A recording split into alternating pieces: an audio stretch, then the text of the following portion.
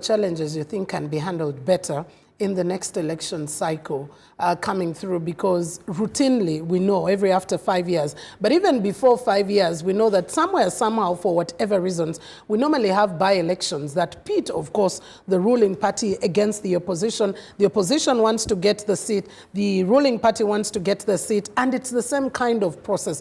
What are some of the things you witnessed that you believe for a better democratic dispensation for the country, we need to be moving this way? That, to me, I feel Ugandans should pick, it's the substance and the form. Ugandans should pick more interest in understanding manifestos of political parties and manifestos of individuals contesting, especially for presidency. Under a multi-party political dispensation, we believe political parties have manifestos that they sponsor for elections. You're right. And these manifestos should be interrogated by the citizens thoroughly well, because you cannot afford to have a candidate having nothing to present but coming to abuse and have rhetorics and thinking he or she should be voted for in a position of leadership. The National Resistance Party that I belong to is very, very coherent and very systematic, that our manifestos keep building on one another. I've always told my cadres, my members, that the issues of Uganda are like examination questions, where you have section A of the question on paper, which are compulsory questions. Then section B are optional. Now, if we present political contests in that nature, we feel section A of the issues of Uganda must be answered and attended to by all political parties. And what are these issues? Peace and security, infrastructure, economic stability, social stability, all these issues we talked about. Now, section B now becomes Party X. How do you address those issues in section A? The national resistance movement, if you're going to the voters, how do you explain the issue of peace and security? How do you explain the issue of infrastructure? How do you explain the issue of poverty? How do you explain the issue of education, health, water for production, and all those issues? How do you explain them to the voters? Now, that becomes very clear. But when we are clouded in a contest, we reduce an otherwise a very useful exercise to something very narrow and small, and therefore the competition becomes a personal competition. My thinking is, yes, there are 4 things in an election. There is the individual, who are the candidates. There is the political party that the individual represents. And then the 3 is the nature of campaigns and how people understand those things, and then what you present as a political party. Why do you think Ugandans never pay attention to these manifestos? Is it that they haven't been sold enough by the parties and by the candidates themselves? Has it become rhetoric? Is it written? Because many of them are produced in English. Do the actual beneficiaries of these manifestos understand? And is our politics still based on the issues, or are we still looking at political parties and individual merit? Who am I voting for? Can they work? Can they not work? Are we really paying attention? Have we gotten the discipline of looking at manifestos and saying, I am voting to Dwong because he represents this and this interest? If I may reflect my memories a little, society is built over time and through social systems. These social systems, for those who might have read a little or might have known, were built on substance. And these substance are factors of production that help push society from point A to point B. In our social systems that we have gone through, we've known that man and society evolve over the primitive stage, the slave trade period, the feudal system, the pre-capitalist system, and then the capitalist system. Now, for society to move from stage 1 to stage B, there were social changes that occurred.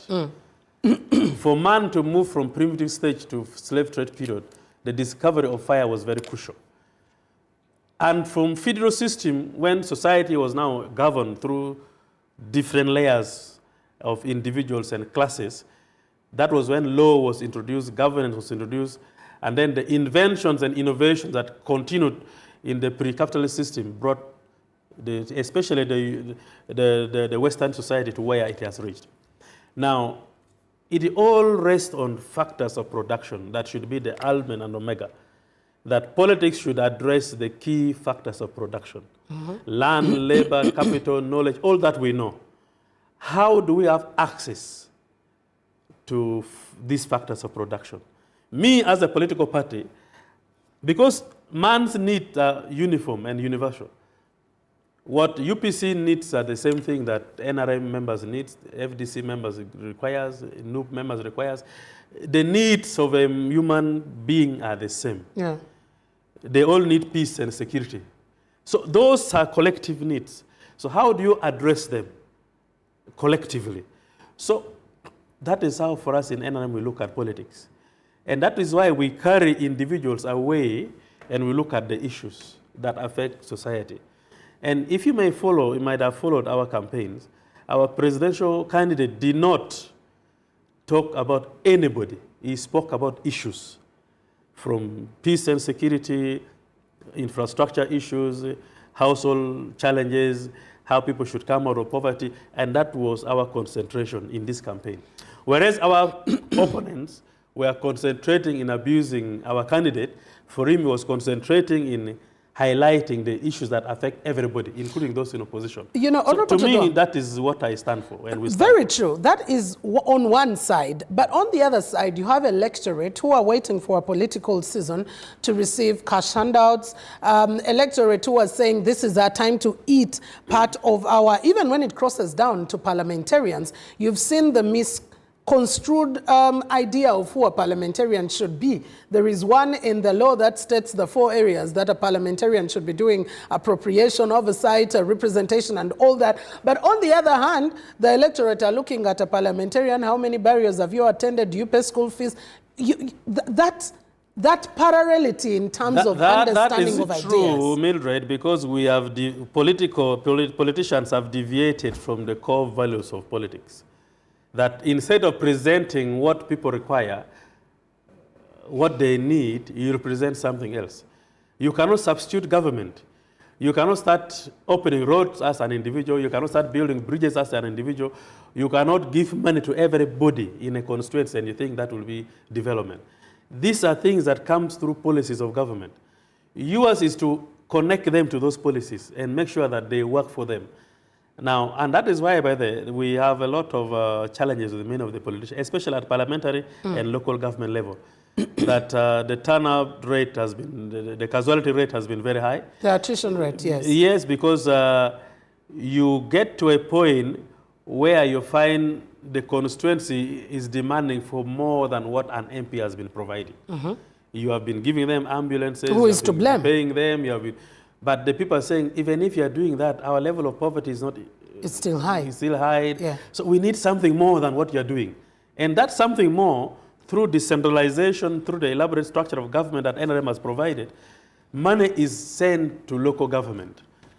This member of parliament or leaders should make sure he follows what is at this local government, at sub-county level, to make sure that people benefit. For example, government sends money for roads, maintenance of feeder roads. 1 billion every year. And every quarter is about 250 million.